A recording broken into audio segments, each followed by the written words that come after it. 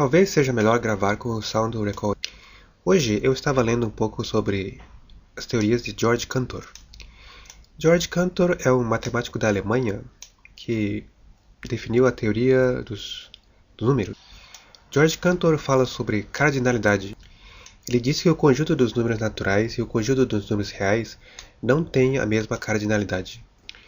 Eu acho que essa ideia talvez esteja errada. Talvez o conjunto dos números reais e o conjunto dos números naturais tenham a mesma cardinalidade. O conjunto dos números reais é um conjunto de números infinitos. Da mesma forma, o conjunto dos números reais também é infinito. No caso dos conjuntos naturais, você sempre tem um número que é maior do que o número anterior. Você nunca consegue encontrar o último número. Você nunca consegue encontrar o maior número de todos os números. Sempre existe um número que é maior do que qualquer outro número. Sempre é possível encontrar o próximo número.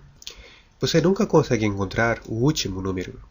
No caso dos conjuntos reais, a única diferença é que o próximo número é o menor número.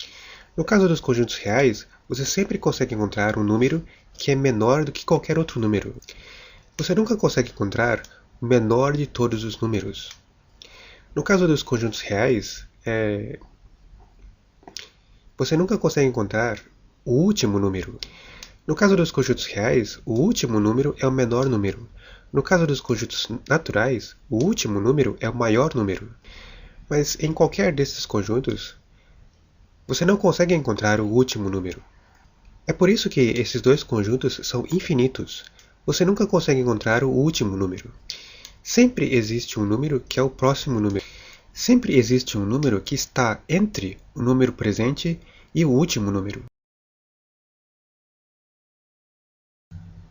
Vamos falar um pouco sobre átomos. O átomo é a menor partícula, é uma partícula indivisível, é a menor unidade que existe. Vamos pensar, por exemplo, em água. Se você pode dividir a água em várias partes e dividir em partes cada vez menores e menores. A menor partícula de água indivisível é chamada de molécula. Mas em grego, a ideia seria átomo. Átomo em grego significa indivisível. Átomo seria, então, a menor partícula de uma substância. Átomo seria a unidade dessa substância. Essa ideia de indivisibilidade da menor partícula é aplicada na química. Mas por que essa ideia só existe na química? Essa ideia poderia ser usada também em física. Talvez todas as grandezas da natureza tenham uma unidade indivisível. Talvez não seja possível ter grandezas da física infinitamente pequenas. Talvez todas as grandezas da física sejam compostas de unidades indivisíveis. Por exemplo, velocidade. Talvez não seja possível ter velocidades infinitamente pequenas. Talvez exista a menor velocidade. Talvez exista uma velocidade mínima.